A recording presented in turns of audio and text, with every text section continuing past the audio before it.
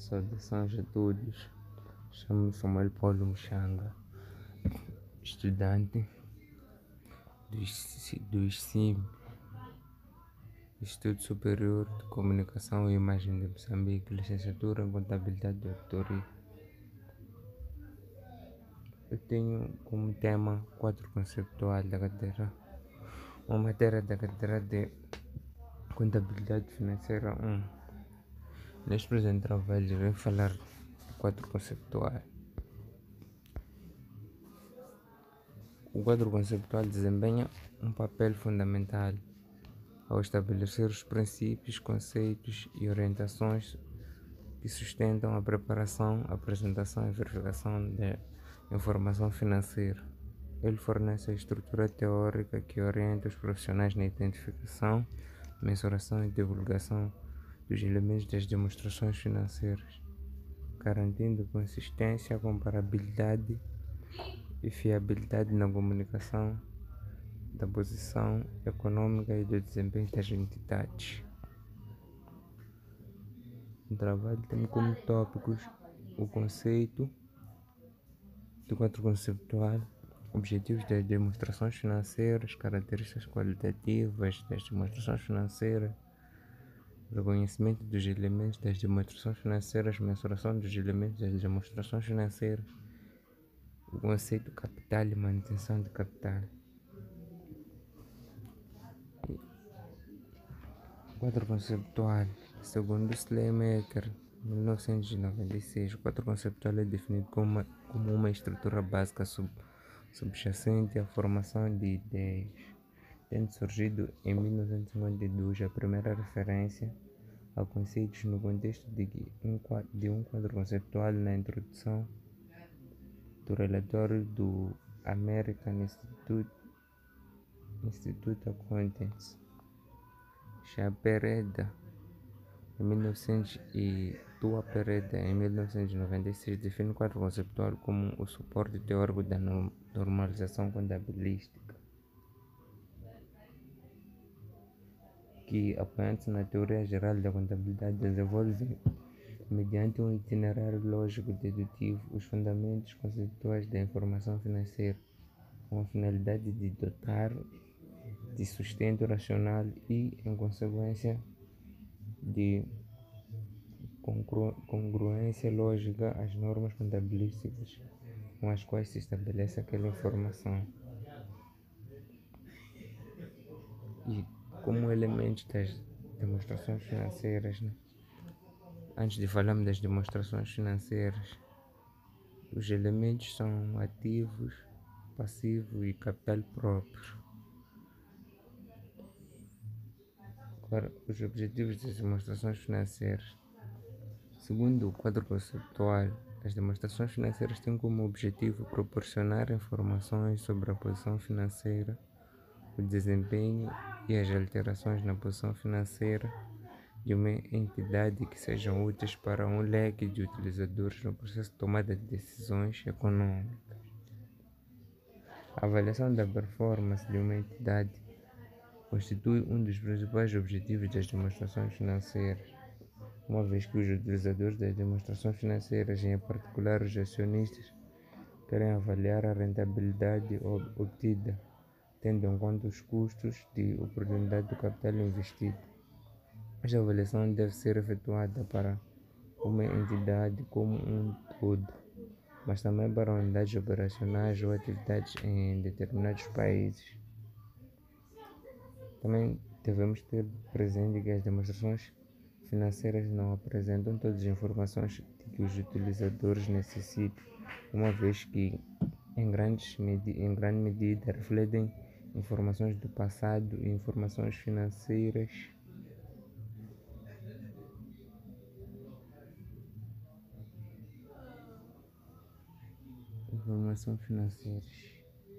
Os utilizadores gostariam de receber informações sobre o futuro previsível da entidade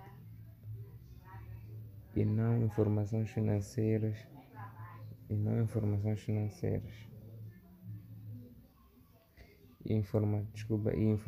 não financeiras. Vários modelos têm sido utilizados para avaliar o desempenho das empresas, mas a mais recentemente tem sido crescentemente utilizado o valor econômico acrescentado, o EVA. O EVA é determinado pela diferença entre a rendibilidade operacional dos ativos e o custo ponderado do capital que está a financiá-lo, deslocando-se assim a óptica contabilística para uma óptica financeira. Tradicionalmente, os gastos são considerados como mais um gasto a ser deduzido às receitas para se determinar o lucro e, com isso, os dividendos para os acionistas. Os pressupostos adjacentes à elaboração das demonstrações financeiras são base do acréscimo e continuidade das operações. Segundo esta base, a base dos acréscimos, segundo esta base, os efeitos das transações e outros eventos são reconhecidos quando ocorrem e não quando se verifica o seu pagamento ou recebimento. Ou seja, a contabilidade não é efetuada numa base de caixa, mas sim quando as transações ocorrem. E a continuidade das operações.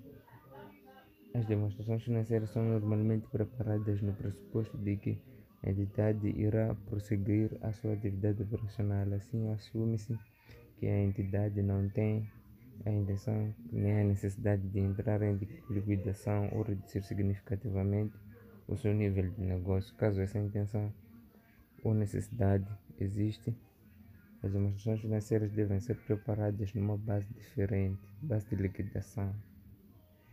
E nesse caso, a base utilizada deve ser divulgada. Caso se preveja a dissolução da entidade, as demonstrações financeiras devem ser elaboradas numa base de liquidação, o que implicará, por exemplo, a apresentação da integralidade das contas a receber e das contas a pagar no ativo corrente e no ativo corrente e no passivo corrente, independentemente das suas datas de vencimento, e também a constituição de provisões para indenizações de empregados e o eventual reforço dos ajustamentos para clientes e outros devedores e para perdas na realização de existências. Por último, também o reconhecimento de perdas com a imparidade dos ativos. Então, podem ser ativos por impostos diferidos, custos diferidos, ativos tangíveis, etc. E agora vamos falar das características qualitativas das demonstrações financeiras. São a compreensibilidade, a relevância, fiabilidade e comparabilidade.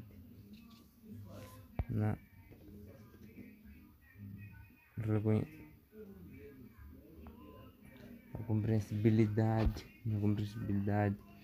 a informação proporcionada nas demonstrações financeiras deve ser rapidamente compreendida pelos utilizadores e assume-se para este efeito que os utilizadores não têm um razoável conhecimento dos negócios, atividades econômicas e contabilidade e vontade para estudar a informação com razoável diligência. No entanto, não deve ser excluída informação sobre assuntos complexos que seja relevante para as necessidades dos utilizadores no seu processo de decisão econômica, com o argumento de que será muito difícil a sua compreensão por certos utilizadores. E relevância para ser útil, a informação deve ser relevante para as necessidades dos utilizadores no processo de tomada de decisões. A informação é relevante quando influencia a decisão econômica dos utilizadores, ajudando-os na avaliação de eventos passados, presentes ou futuros, confirmando ou corrigindo as suas avaliações efetuadas no passado. A relevância da informação deve ser analisada numa dupla perspectiva: a tempestividade da informação disponibilizada e o seu conteúdo. Se apresentarmos demonstrações financeiras no mês de julho, no certo mês,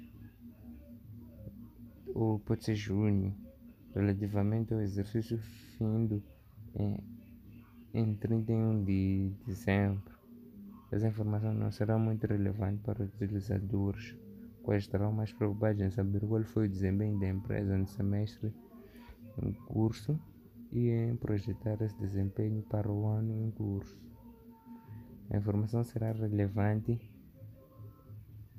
se apresentada durante o período trimestre do ano seguinte, mesmo que com base em elementos provisórios, até para reduzir o risco da informação privilegiada sobre o conteúdo da informação. Imaginemos que uma empresa possui uma pequena filial que funciona como um escritório de representação e que divulga informação sobre o equipamento imobiliário de escritório que lá possui.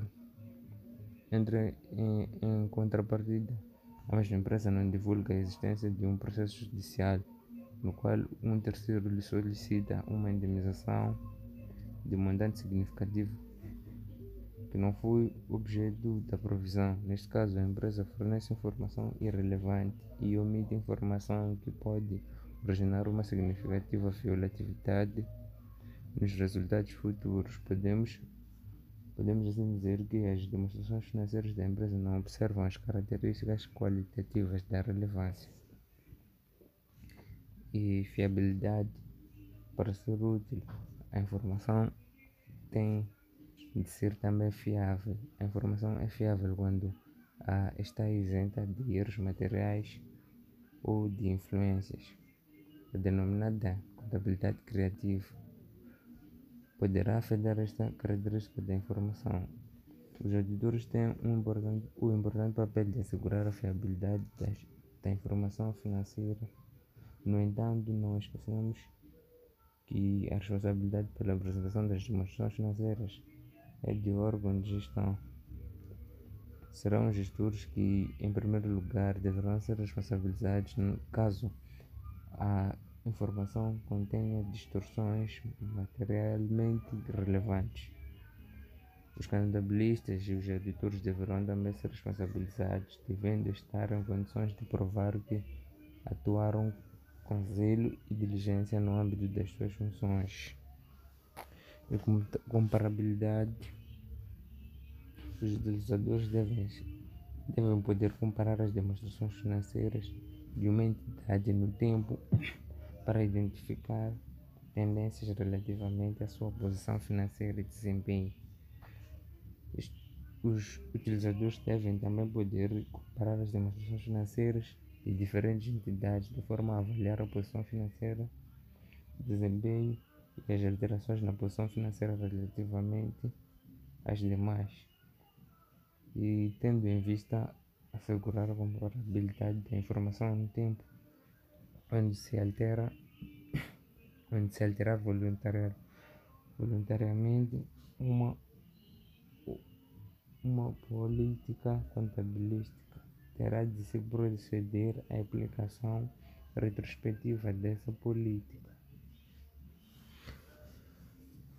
E agora vamos para o reconhecimento dos elementos financeiros. Saber em que reconhecimento dos elementos financeiros é saber em que momento devemos reconhecer um ativo. O reconhecimento dos elementos das demonstrações financeiras é saber em que momento devemos reconhecer um ativo, um passivo, um gasto ou um rendimento. É uma das partes fundamentais da contabilidade. Por outro lado, a possível dúvida entre o reconhecimento de um ativo ou de um gasto, de um rendimento, ou de um rendimento diferido constitui um dilema frequente dos contabilistas e demais interessados na contabilidade. E, em primeiro lugar, nós também temos reconhecimento de ativos, reconhecimento de passivos, reconhecimento de rendimentos, reconhecimento de gastos. Então, agora vamos falar dos reconhecimentos de ativos. Então, de acordo com o quadro conceptual, um ativo é reconhecido no balanço quando for provável que benefícios econômicos futuros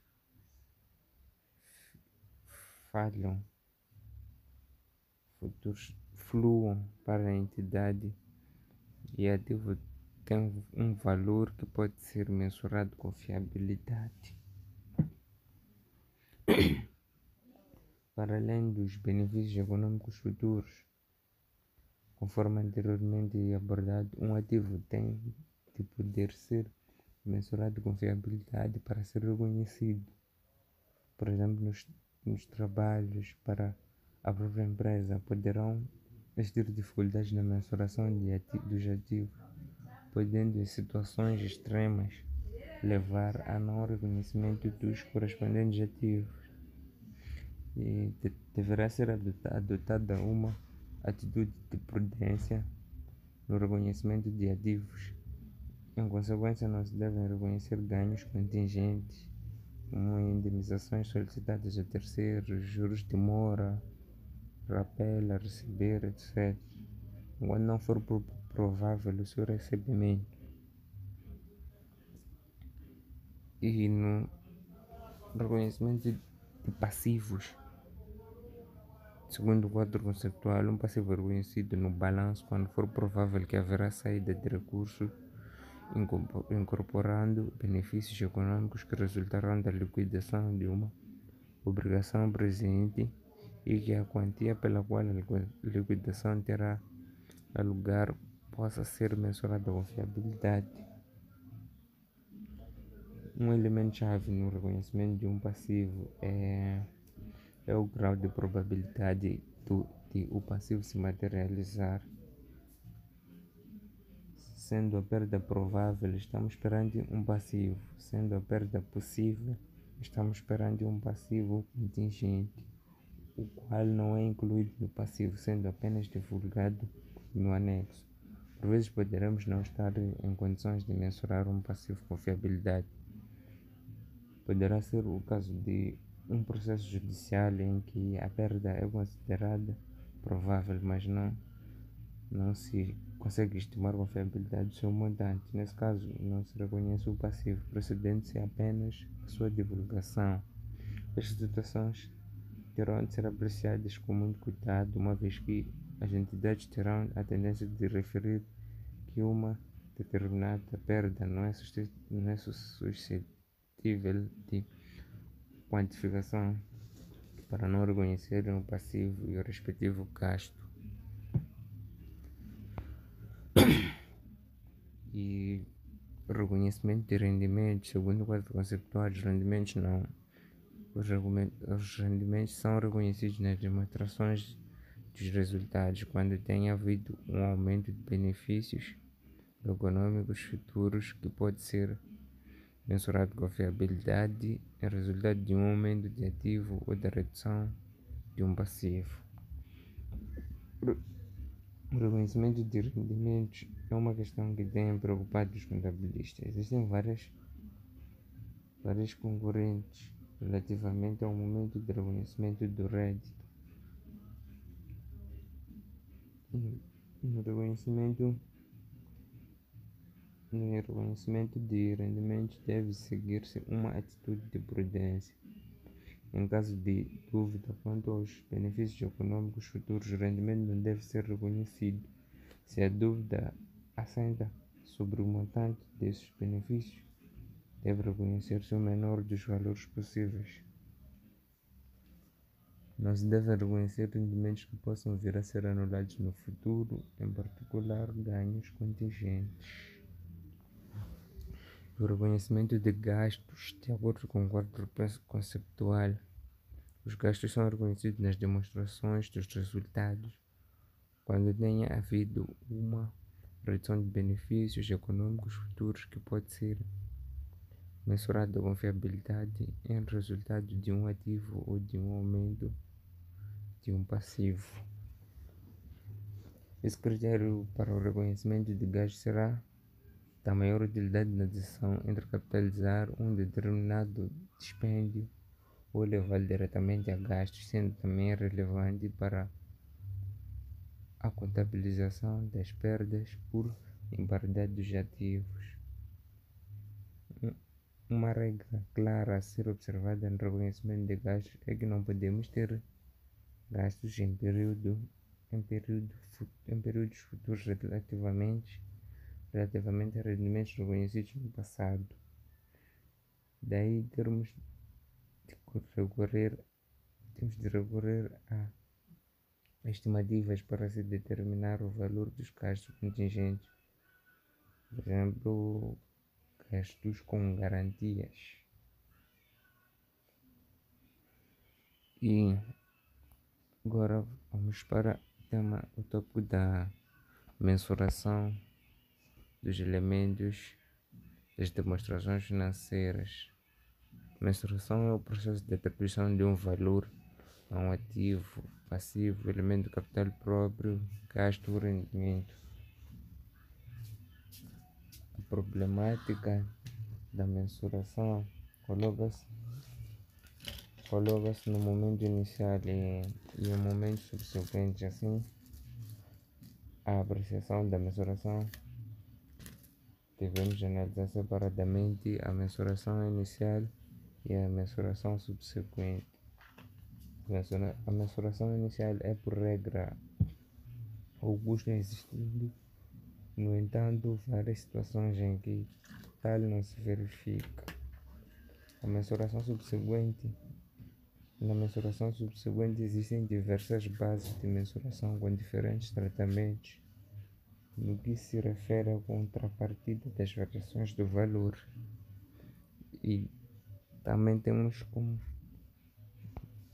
bases da mensuração o custo histórico, o custo corrente, o valor realizável e o valor presente. E o custo histórico. O custo histórico, os ativos são contabilizados pelo valor pago através de caixa ou seus equivalentes, o justo valor de outra retribuição dada para adquirir um ativo no momento da sua compra ou construção, ou quando aplicável, o valor atribuído a um ativo no seu reconhecimento inicial. Os passivos são contabilizados pelo valor de caixa e seus equivalentes a ser pagos, ou justo valor de outra retribuição a ser entregue para liquidar a obrigação. O custo histórico é, como sabemos, muito contestado em épocas de inflação. Os ativos não monetários mensurados ao custo histórico ficam subavaliados, o mesmo sucedendo com alguns gastos, em particular as depreciações e amortizações e custos de vendas. Dessa forma, o balanço e a demonstração dos resultados perdem relevância. A vantagem do custo histórico reside no fato de ser objetivo e facilmente verificável, estando isento de manipulações. No custo corrente, os ativos são valorizados pelo valor de caixa ou seus equivalentes que seria necessário pagar se o mesmo ativo ou um ativo equivalente fosse adquirido na data corrente. Os passivos são valorizados pelo valor não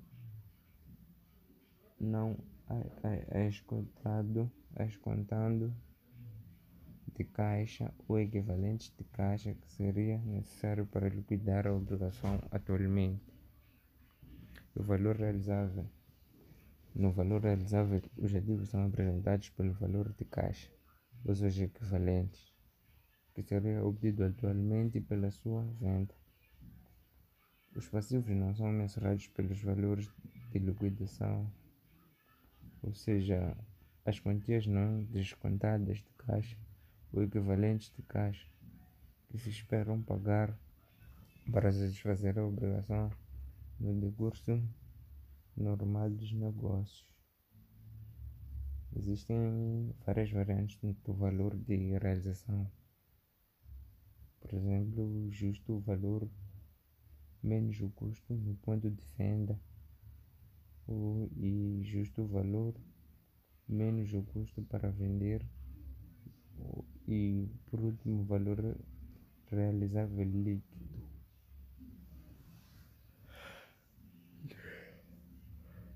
No valor presente,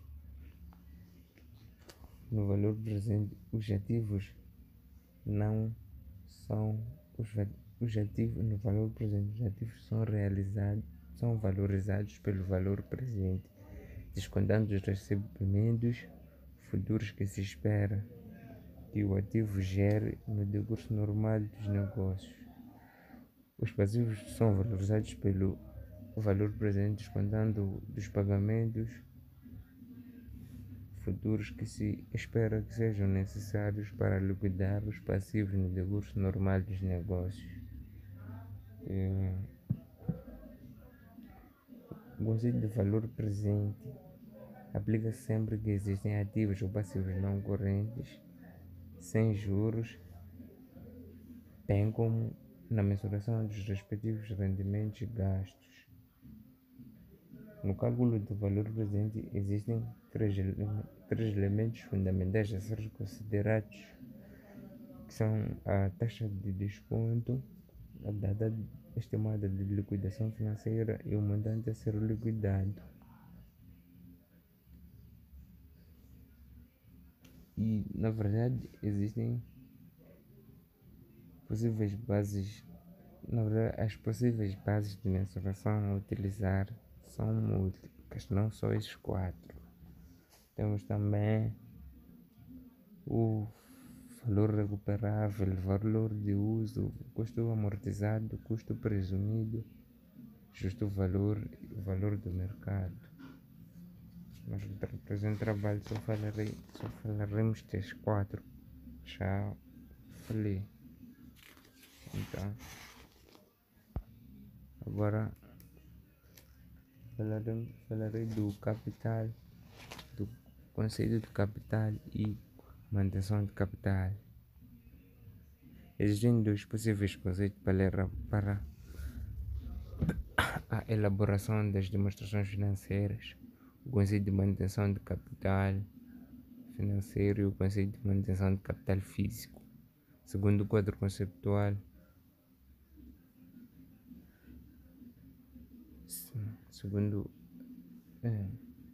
o conceito financeiro de capital é adotado pela maioria das empresas na preparação das suas demonstrações financeiras. Num conceito de capital financeiro, tal como dinheiro investido ou poder de compra investido, o capital é sinônimo de capital próprio da empresa. Num conceito de capital físico, tal como a capacidade operacional, o capital é visto como capacidade produtiva da empresa baseada, por exemplo, nas unidades produzidas por dia. E segundo o quadro conceptual, os conceitos de capital apresentados que acabo de falar dão origem aos seguintes conceitos de manutenção de capital: e manutenção de capital financeiro, manutenção de capital físico. Na manutenção de capital, no conceito de manutenção de capital financeiro, somente existe lucro se o valor do capital próprio no final do período exceder o valor do capital próprio no início do período, após a exclusão de distribuições aos detentores do capital e das suas contribuições de capital no período. A manutenção financeira do capital pode ser mensurada quer em unidades monetárias nominais, quer em unidades constantes de poder de compra. E na manutenção de capital físico, somente existe lucro se a capacidade física de produção de uma empresa ou recursos ou fundos necessários para obter essa capacidade no fim do período exceder a capacidade física produtiva no início do período, após a exclusão de distribuições aos detentores do capital e das suas contribuições de capital no período. Uma crítica relativamente generalizada feita à contabilidade atual é que a mesma não trata o custo do capital próprio. E é o fim do meu trabalho, da minha apresentação.